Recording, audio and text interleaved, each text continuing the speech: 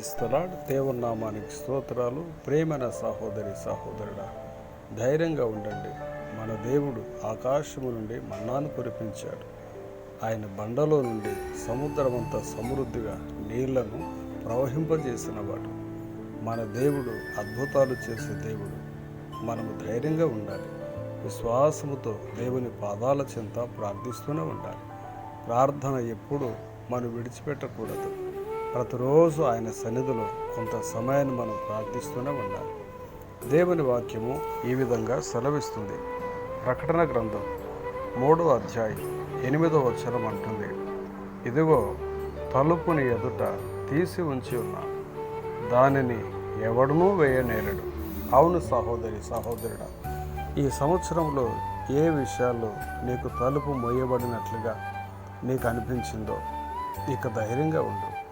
దేవుడు నీకు ఒక వాగ్దానం ఇస్తున్నాడు.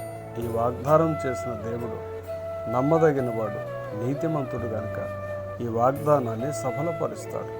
ఆయన అంటున్నాడు, నీ ఎదుట తలుపు తీసి ఉంచి ఉన్నానంటున్నాడు. అవును ప్రేమైన సహోదరి సహోదరుడా, దేవుడు మన కొరకు మోయబడిన తలుపులన్నీ తెరుస్తున్నాడు. ఇక ఆనందించి సంతోషించండి.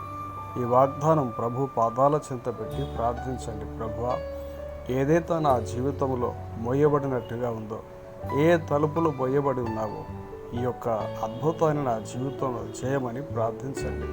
రాబోయే సంవత్సరంలో నీ కొరకు గొప్ప తలుపులు తెరిచి నీ కుటుంబంలో మీ పరిస్థితులన్నిట్లో దేవుడు అద్భుతాలు చేయబోతున్నాడు. ఆయన తెరిచిన తలుపులు ఎవడు మోయనేరడు, వేయనేరడు. కనుక ప్రియమైన సహోదరి, ఈ వాగ్దానం నీకు ఆధారం. దేవుడు తప్పకుండా ఈ వాగ్దానం నెరవేర్చి నీ జీవితంలో సంతోషాన్ని, సుఖాన్ని ఇస్తూ ఉన్నాడు. ధైర్యంగా ఉండండి.